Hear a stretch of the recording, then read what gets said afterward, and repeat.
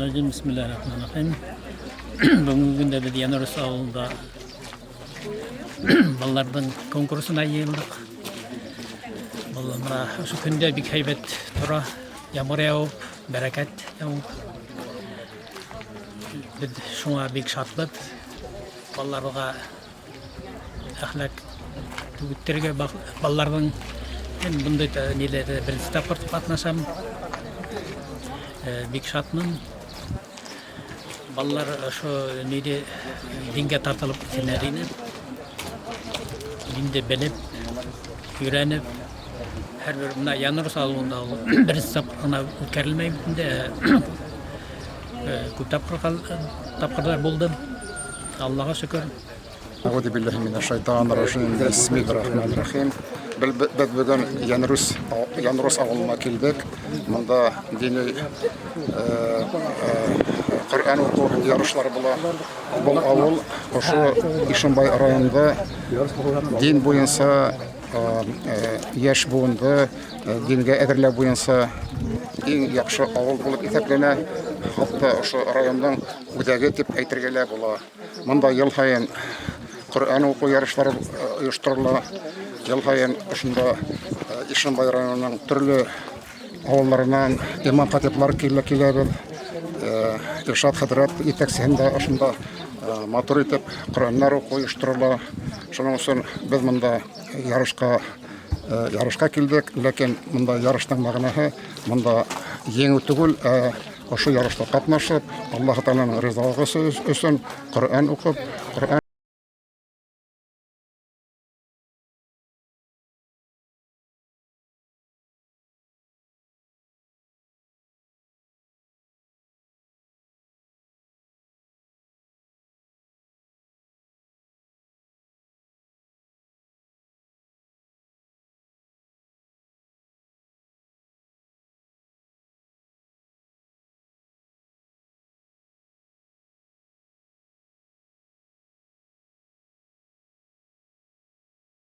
Йылганныгыздар белән балалар хәзер бүген Коръән укып ярышасаклар.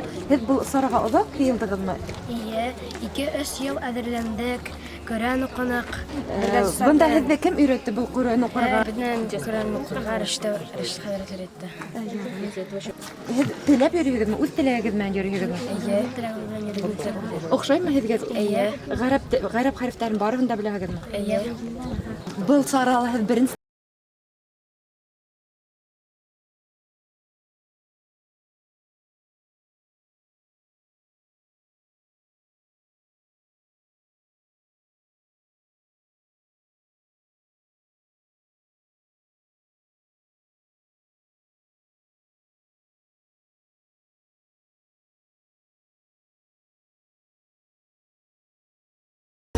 Гафури районынан келдік, Красносульский қасабағынан айында ярышқа келдік. Құр'ан ярышында бірінші тапқырбыз. Тағы 2 қыз алып келдім. Малайымды алып келдім ярышқа. Құр'ан ярышы бойынша болғас. Құр'анды үйренелер, фикірлерге үйренелер, бір-бірімен аралашалар. Бик шатмын шундай ялыш ұйыштырғандарына. Бүләк өчен түгел дә, әмәләкәндә һаманда халык динде белергә тырыша. Шуңа инде безнең киләчәгебез яшьләрдә. Шулай булгас инде шундай оештыручыларга рәхмәт белдерәм.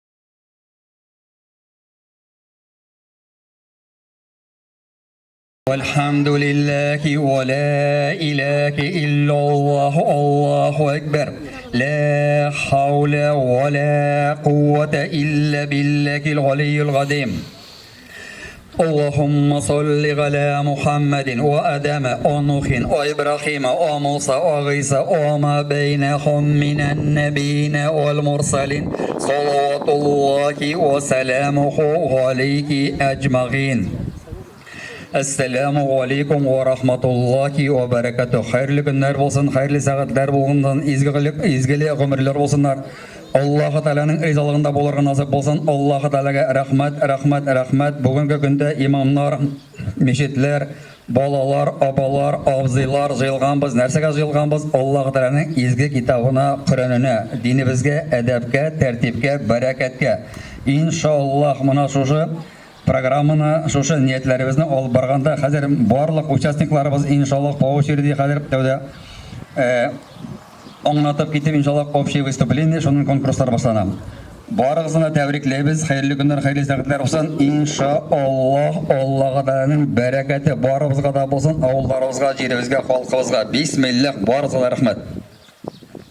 أعوذ بالله من الشيطان الرجيم بسم الله الرحمن الرحيم الحمد لله رب العالمين الرحمن الرحيم مالك يوم الدين إياك نعبد وإياك نستعين اهدنا الصراط المستقيم صراط الذين أنعمت عليهم غير المغضوب عليهم ولا الضالين آمين.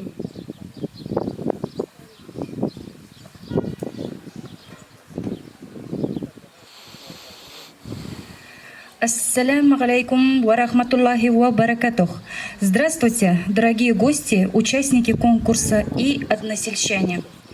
Хаумагыгыз хөрмәтле килгән кунактар, конкурсанттар, авылдаштар. Бүген без зур матур сарага Коръән уку ярышына йыелдык. Ул безнең Янырс авылында икенче тапкыр узгарыла.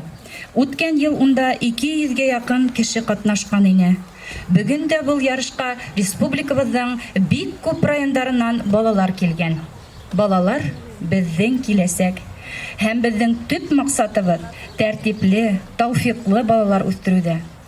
Диндең өйрәтүе тәртиптә, әдәптә, изгелектә. Подобные мероприятия организуются не для того, чтобы порадовать чье-то тщеславие, а чтобы вызвать интерес к Корану, укрепить знания, духовность и, разумеется, чтобы не прерывать традицию хафизов, передающих священные тексты из уст в уста. Для торжественного приветствия слово предоставляется имам Мухтасибу, руководителю религии по Ишимбайскому району Хафизову Ильшату Ануровичу. أعوذ بالله من الشيطان الرجيم بسم الله الرحمن الرحيم الحمد لله والصلاة والسلام على رسول الله السلام عليكم محترم جماعة المسلمين ошондой мүбәрәк орынга йыелдык, мүбәрәк мәҗлескә йыелдык. Алла субхана ва тааля рәхмәт бәрәкәтләрен насыйп эйләһен һәммәләребезгә, һәммәләрегезгә һәм ошо урындарга, ошо мәсҗидләргә, ошо авылларга иншалла. Коръән уку, Коръән ятлау ул зур эш. Балаларыбызды Коръәнгә өйрәтһәк, ул балаларга өмет була. Ул балалар тауфиклы, хәерле, тәрбияле булып үсә. Шуның өчен ата-әсәләр, олатай өләсәйләр үзенең бөтен көчен халырга тиеш, үзенең балаларының, ян-яшьләренең Коръән укуына. Бу балалар бәлки әле аңламайдыр да, нинди хазинаны алар тутып торалар. Оларның олатай өләсәйләр аңлай шул хазинаның кадерен. Безгә лә аңламаһалар да шул балаларга шул хазинаны кулына туттырайык, ятлаттыртайык шул Коръәнды. Белһендер, үскәс һөйенеп йөрүдер, әлдә ятлаганбыз әле бу сүрәләрдә, бу Коръәнда дип. Ни тиклем күбрәк ятлаһалар, шул тиклем аларның дәрәҗәләре күбрәк артыграк буласак, аларның тәрбиясе хәерлерәк буласак. Дини тәрбия иң яхшы, иң күркәм тәрбия. Шул тәрбияне алып калһындар алар. Әлеге вакыттың афаты тәрбиесезлек, юнһезлек. Телевизорда алсаң да, радионы ебәрһәң дә, тышка әйләнеп карасаң да, бөтен урында юнһезлек. Элек алай булмаган. Ана шу юнһезлеккә каршы фақат дини тәрбия менән генә турып була. Әгәр дә без балаларыбызны мәсҗид юлында йөртһәк, мәсҗид тәрбияһен алдырһак, шул вакытта гына ул балаларда өмет була. Ул балаларның киләсәге хәерле була. Ата-әсәләре өчен дә хәерле була бу, олата өләшләре өчен дә хәерле була. Хәерле тәрбия алһындар. Тәртипле, юнсел бала булып үсһендер. Шул хазинаны без ул балаларга тоттырайык кулына. Белһендер, аңлаһындар. Аллаһ субхана ва тааля ошо балаларга хәерле тәрбия бирһен. Иншалла киләсәктә мәдрәсәләргә кирип, тәрбияләрен тагын да ныгытырга насыйп итсен. Һәм шуны ахырда әйтеп киткем килә. Әгәр дә балаларны өйрәтһәк Коранга, дингә, ләкин тәрбияһен өйрәтмәһәк, бу әле яртылаш кына була. Аларның тәрбияһен дә карарга кирәк. Аларның яшәгән, уйнаган мөхите яхшы булырга тиеш. Әгәр дә улар өендә Коран укып, тышка чыккастан тәмәке тартып, юнһез тормыш көткән балалар белән аралашса, аларның тәрбияһе шундый юнһез буласак. Шуның өчен ошо балаларны үскәс 9нчы класстан 11нче класстан мәдрәсәләргә бирергә кирәк. Мәдрәсә мөхитендә тәрбияләнһендер. Шул вакытта тагыла яхшырак буласак. 9нчы класстан Казанга мәдрәсәгә бирергә була, Өфөгә мәдрәсәгә бирергә була. Әгәр дә бу балаларның мәдрәсәгә барырга теләктәре булса, без направлениелар язып бирәсәк, без иншалла мөмкинчелек булган кадәр аларны урынлаштырырга тырышсак без шул мәдрәсәләргә. Шул мәдрәсәләргә кирһендер, үзегә түйүне бирергә тонан. Ва ма тауфиқ илля биллахи ал-алиyyil азим. Поприветствуем многоуважаемую гостью сегодняшнего мероприятия с Уфа Российского Исламского университета от Верховного муфтия Талгата Таджиддина Савича Лилию Ханум, преподаватель по религии, обладатель магистратуры.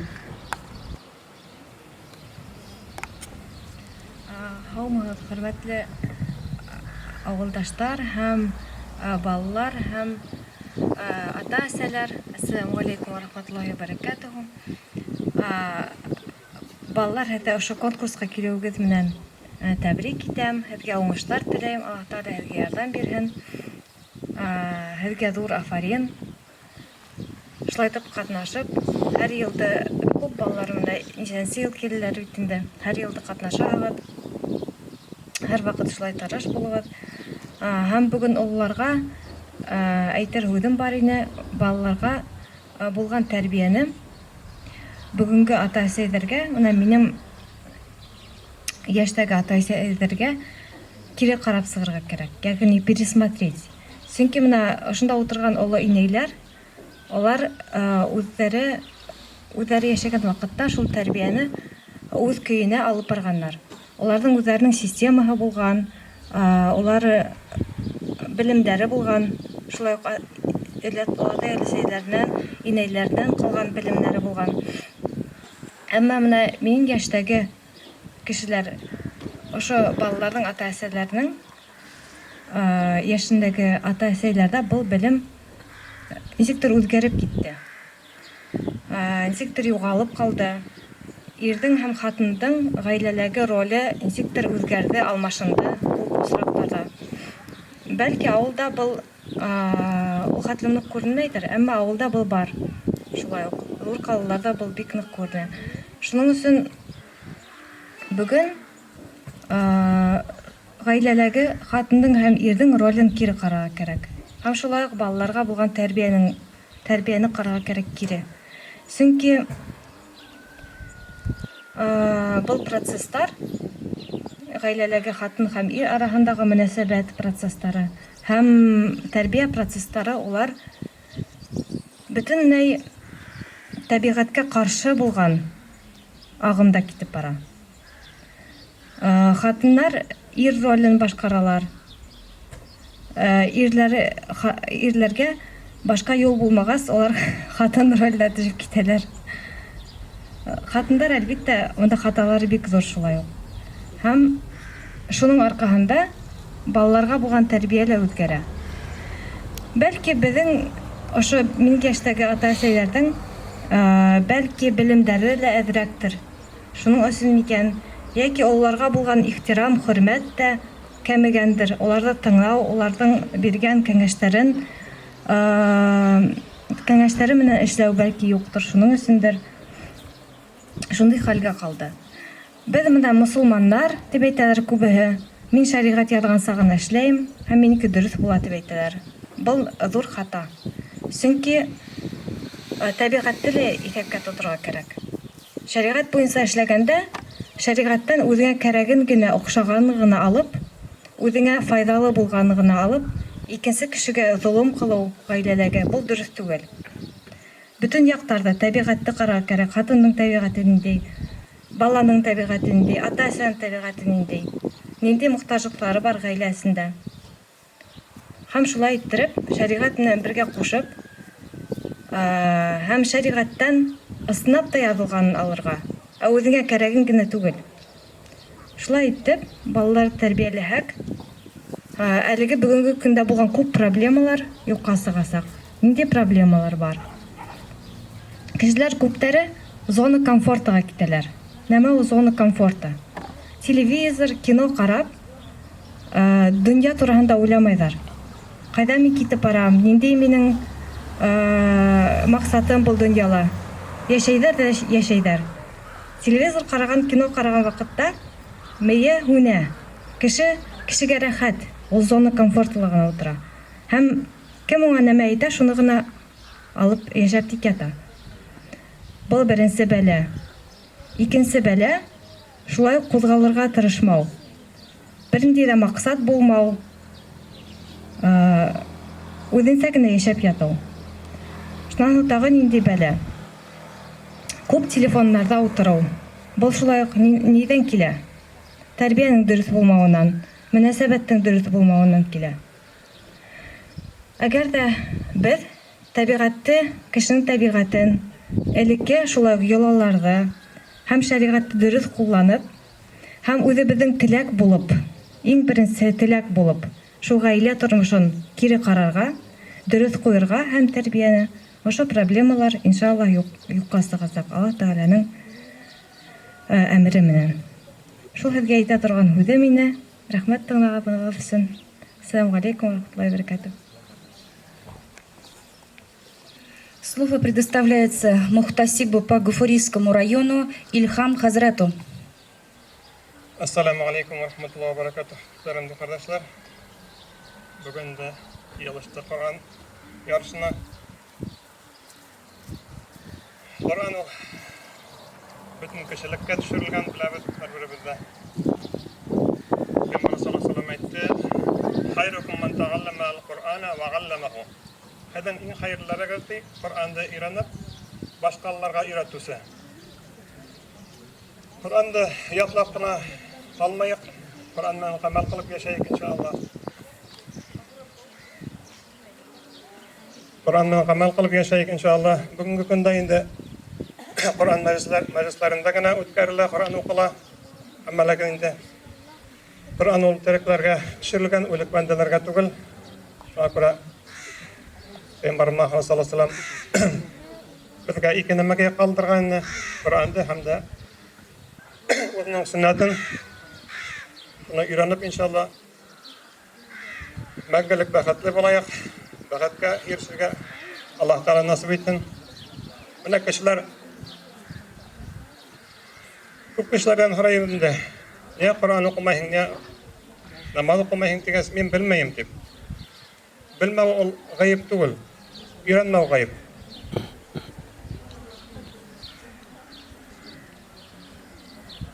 Шуңа күрә менә мәктәпләрдә 11 ел укыталар. Аннан һуң тагы 5 ел укыйлар. Хезмәт хакылары өчен кайдалар яхшы эшләү өчен урынлашу өчен күпме көз халабыз, күпме укыйбыз. Әмма яннәткә керү өчен минимум менә фарызларда өйрәнергә кирәк иншаллах. Барсабыз гала Балларыбыз безнең киләсәгебез, аларда өмет, без үлгәч тә алар дуа кылып торалар иншалла. Шуңа күрә Коръәннән барыбыз да гамәл кылып яшәйек. Ошындай йыенды оештыручыларга, катнашучыларга барыгызга да Аллаһ Тәгаләнең рәхмәтләре булсын. Киләһе һүҙҙе Татарстан Ислам колледжынан килгән Илһам хәҙрәткә бирәбеҙ. Ассаламу алейкум ва рахматуллахи ва баракатух. Мөхтәрәм җәмәгать, мин үзем Сыгышым буенча Ул Ишембай районынан, Биксән авылынан. Күп еллар инде уже Татарстанда хезмәт итәм. Мына сагыштырып мин нисә әйтәм, бу әйберләрдә һәр заман сагыштыруда файда бар. Иншалла. Мына ошында үткәрелгән сара күп урыннарда даже Татарстанда үткәрмәйләр аны. Бар әлбәттә, зур масштабта да үткәрүчеләр бар. Әмма ләкин мына ошо кешенең башына җитү, ошо фикер акылына керү һәм дә ошо сараны, Коръән сараһын үткәрү, бу бик ней үткәрүче кешене мин кем икәнен дә белмәйм әлбәттә, кем икән ул үткәрүче, кем аның ярдәм итүче, кем оештыручы. Оештыручыларын беләм, әмма моның битендә төбендә тагын ни бар? То есть бу фикер бар. Ул фикердә өйрәтүче кешегә зур рәхмәт. Балларга нәсип юлын күрһәтүче кешегә зур рәхмәт. Иншалла, даже бу дөньяны ташлап китһә лә, иншалла аның артыннан зур бер из кала. Һәм дә Пәйгамбәр саллаллаһу алейһи ва сәллям әйтмешләй, Коръән укытучы укыткан кешенең дәфтәре, гамәл дәфтәре ябылмаячак иншалла. Һәм дә ошо баллар безгә һуңынан безгә дуа кылырлар дип өмет итәбез. Өйрәткәннәр өчен иншалла.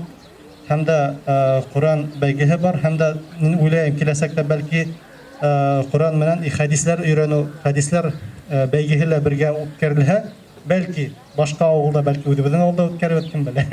Хәдис ятлау нин бәйгеһен дип әйтәйек инде. Сакырганы өчен зур рәхмәт. Иншалла Аллаһ Тәгалә кабул итсен барыбызның да эшебезне, гамәлләребезне иншалла. Ассаламу алейкум ва рахматуллаһ.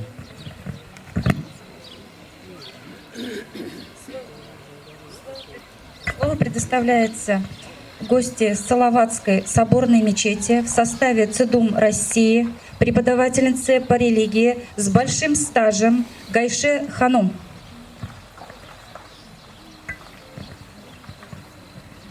Ассаламу алейкум ва рахматуллахи ва баракатух.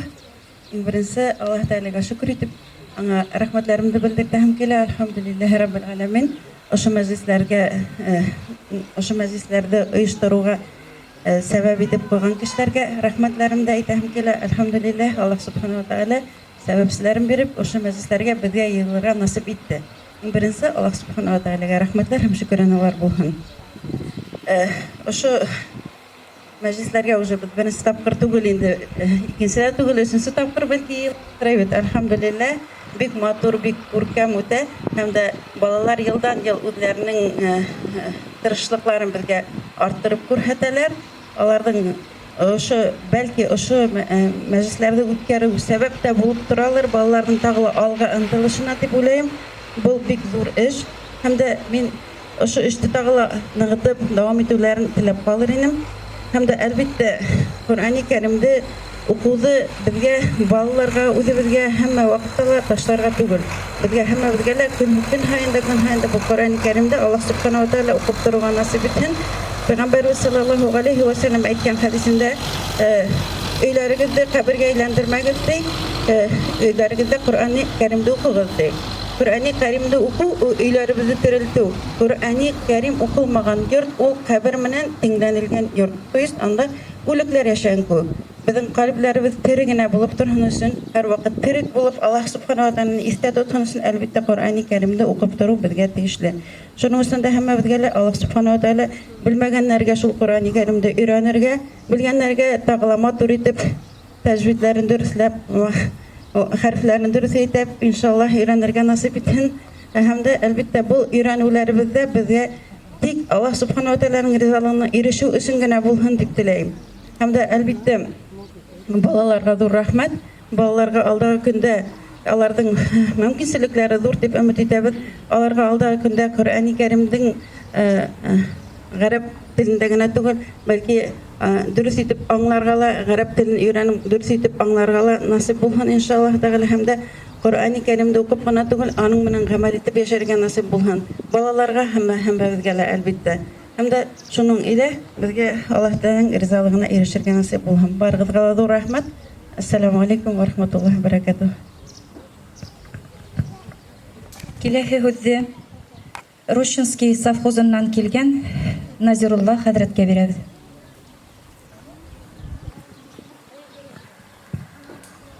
الحمد لله الذي نحمده ونستعينه ونستغفره ونعوذ بالله من شرور أنفسنا ومن سيئات أعمالنا. En birinchi Allohni maqtayim. Payg'ambarimiz sallallohu alayhi vasallam barcha payg'ambarlarga ezgu salvatlar. Shundan kim shunday majlislarni boshlagan, alhamdulillah, Alloh tabaraka va taolo ularning ezgu ishlarini qabul etsin. Kelajakda Alloh tabaraka va taolo shu ishlar davomli bo'lsin. Payg'ambarimiz sallallohu alayhi vasallam aytdi: "Man sanna sunnatan hasanatan falahu ajru man tabi'ahu ila yawmil qiyamah." Kim ezgu ishni boshlasa, ozig'i kishiga qadar kim shu ishni davom etsa, shu birinchi kishiga shunday ezgulik borib turadi. Alhamdulillah, bu Qur'onning kitob. Bizning ishdan ulug'lardan shunday bizdan ish borligiga kelsa, biz bolalarimizda shunday muhabbat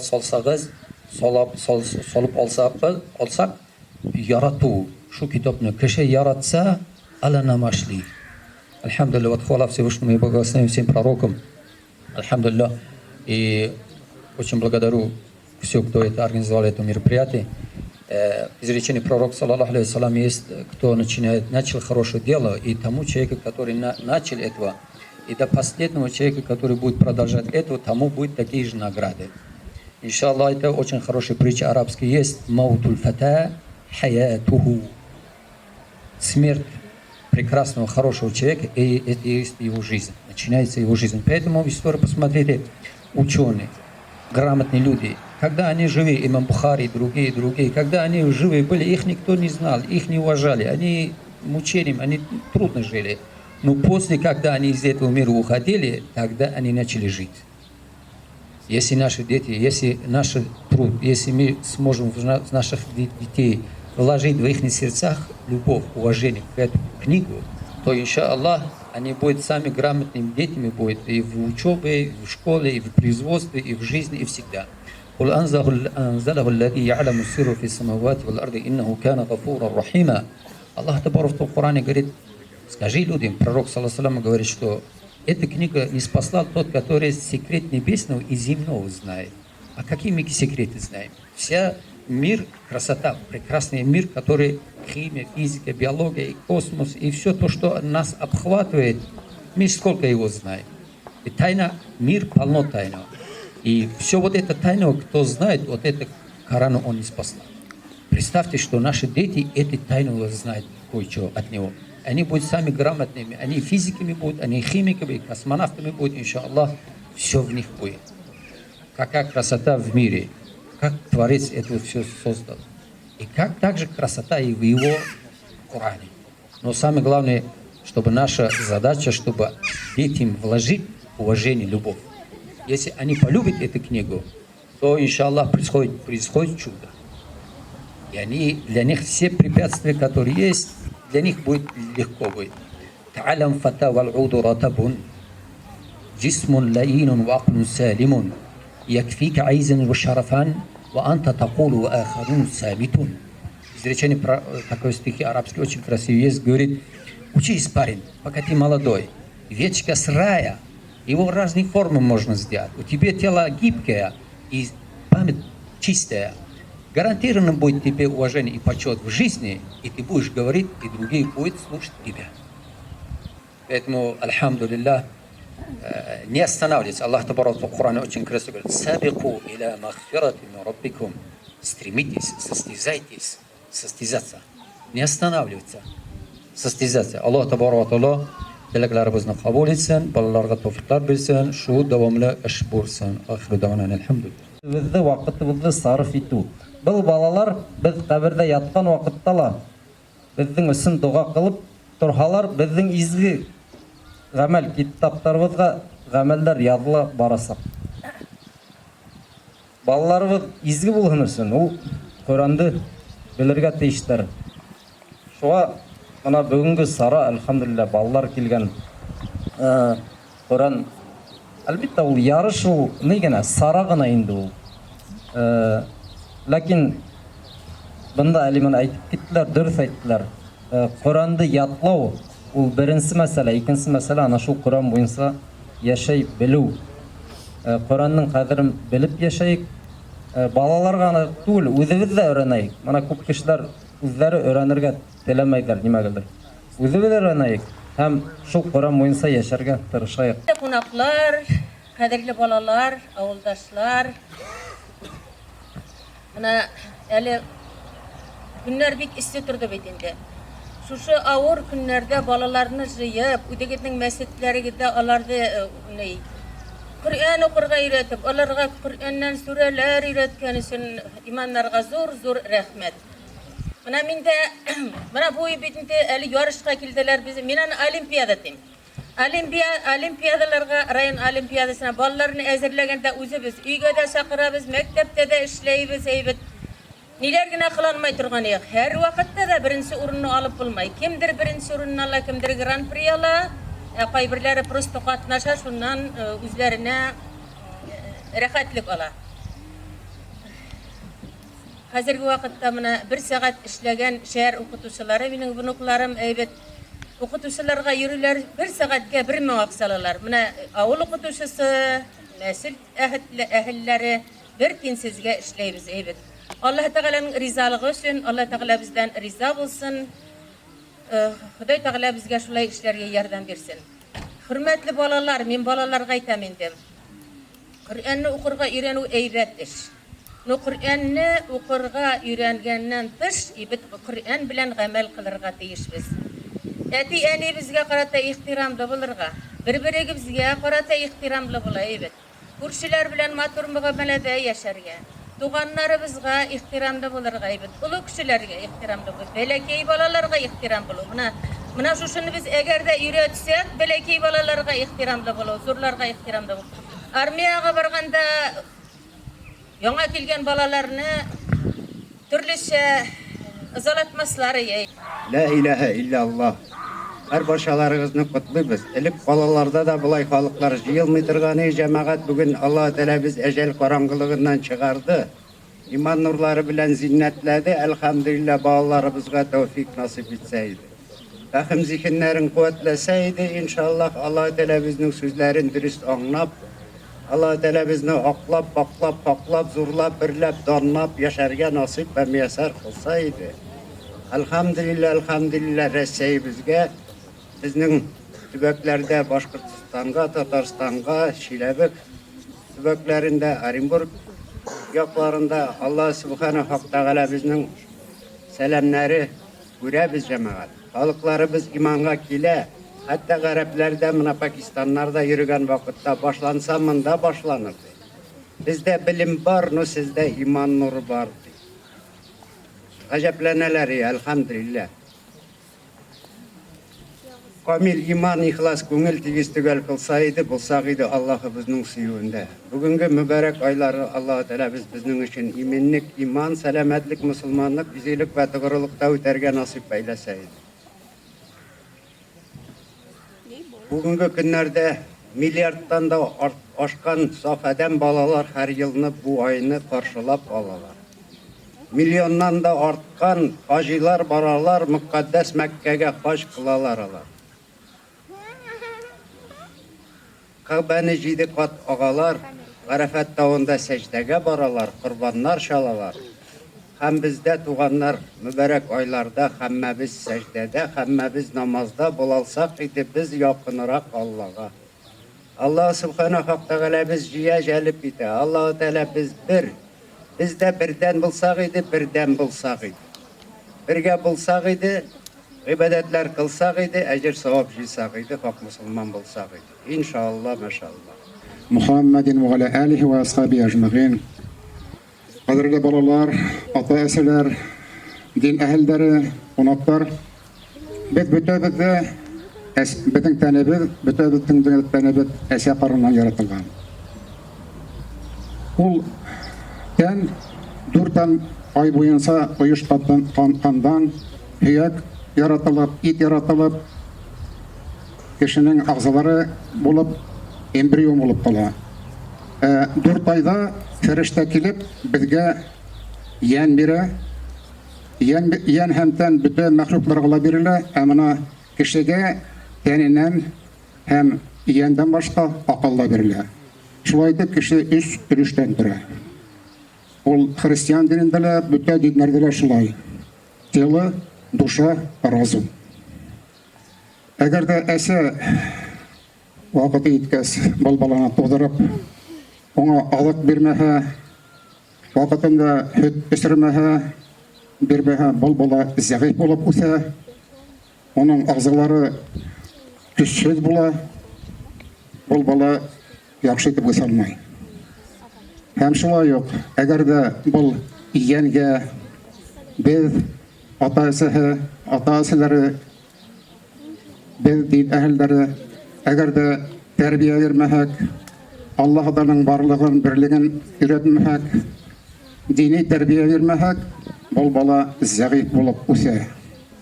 Һәм бөтәбез дә беләбез, безнең тәнебез вакыты сына бирелгән, бұл фани дөньяда ала, һәм ана безнең янебез, акылыбыз изге эшләр белән һәм насар эшләр белән ахиратка күсә.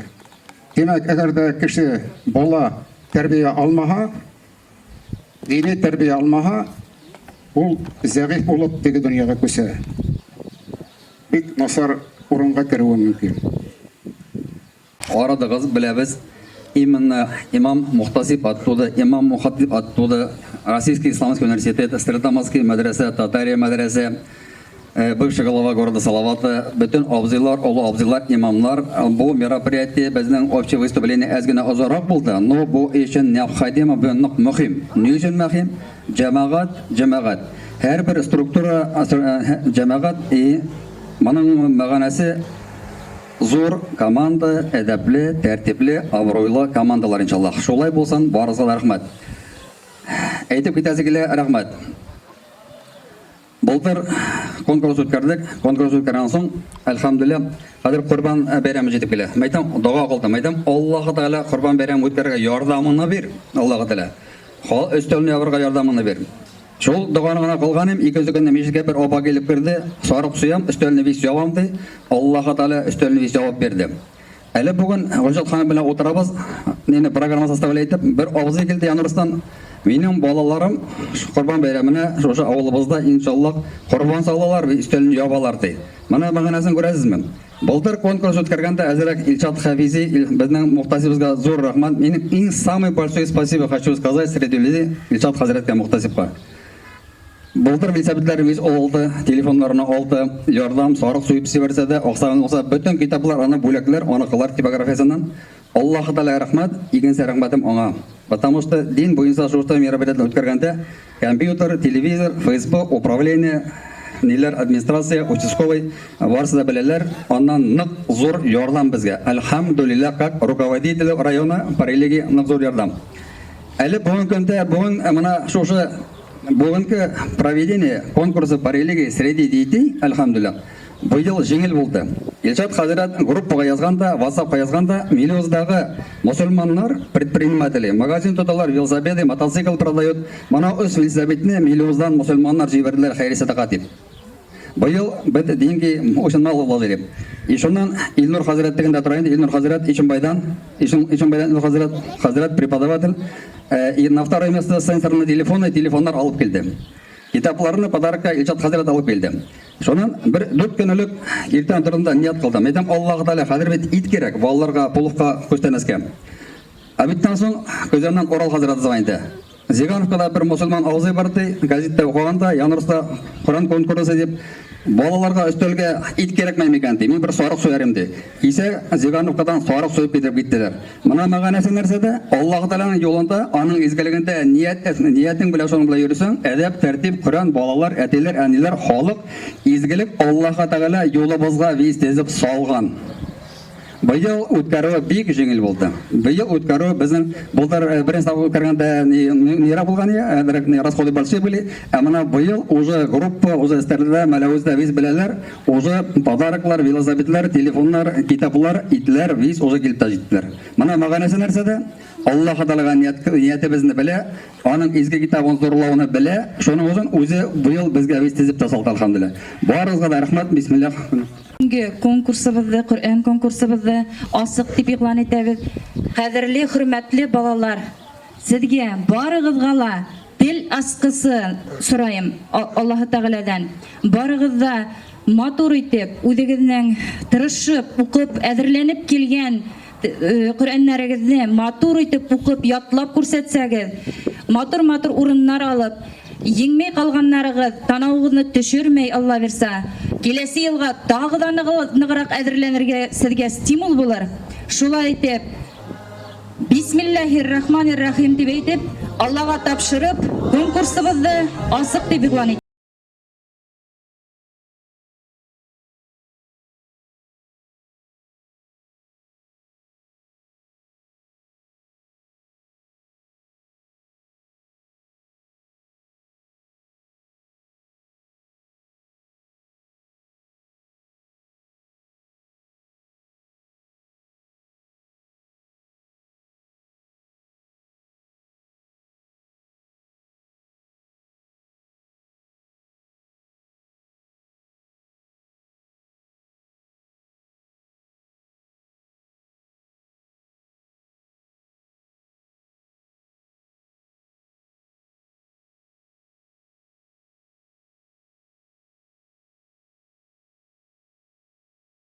العالمين الرحمن الرحيم مالك يوم الدين إياك نعبد وإياك نستعين اهدنا الصراط المستقيم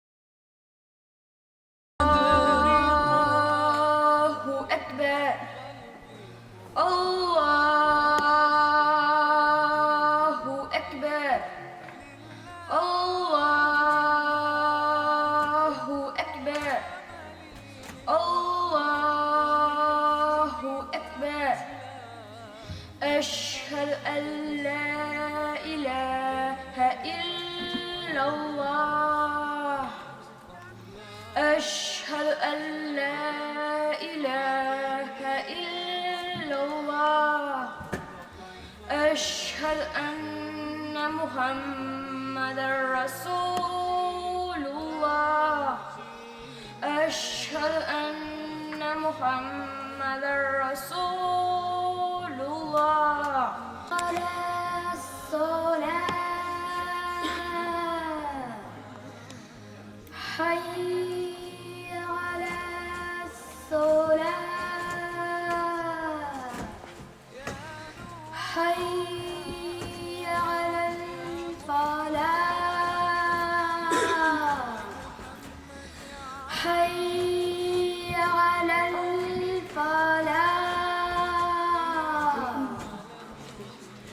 الله أكبر الله أكبر لا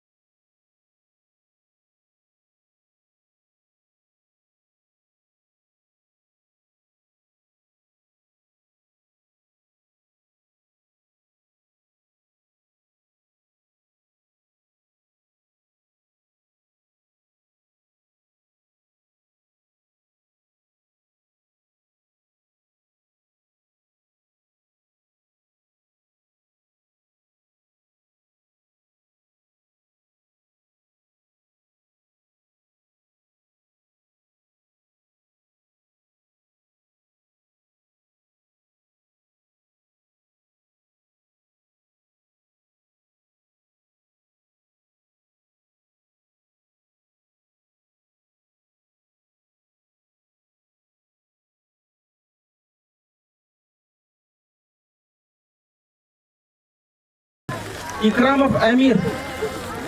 Икрамов Амир қая?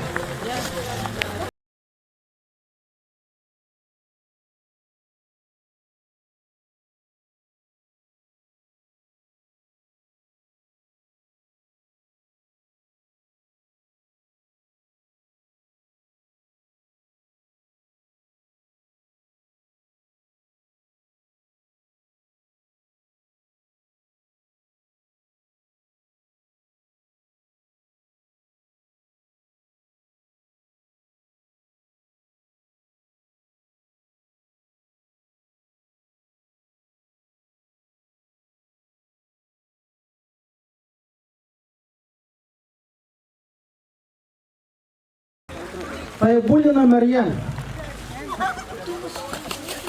Тайбуллина Марьям.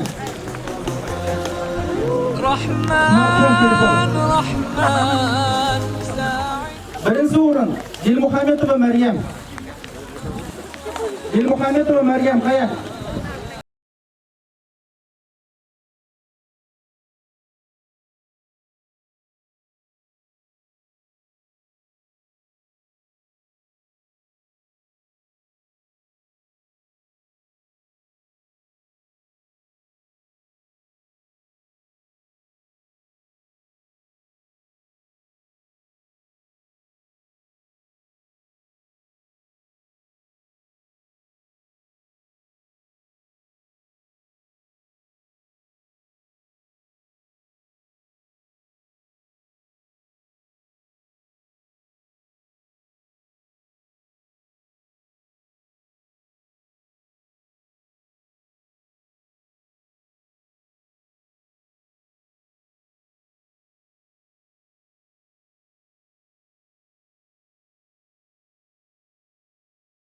Rahmat, Allah'a da rahmat.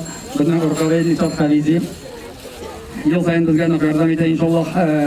24 года, 3 сидят здесь работаем. Alhamdulillah, работает приятно, прекрасно. Ауылымызда Гүлнұр ханым, зав клуб, үйлерден, қыздардан руководит, художественное руководство, иге работает за культурой. Курбан байрам, ораза байрам, все мероприятия она организует, помогает. Alhamdulillah, раббил галамин. Барызға зор рахмат, Нишат Хазиратқа, Гүлнұр Хазиратқа, ауылымызға, Әсмапаларға, барымызға да Аллах Тағаланың бәрекеті барымызға да болсын. Жерімізге, халқымызға, туғандарымызға, зияратларда жатқан мәрхүмдеріміз шатыланып жатсын. И мы должны быть готовы к этой встрече каждое мгновение своей жизни. На этом конкурс окончен. До свидания. Ассаляму алейкум ва рахматуллахи ва баракатух.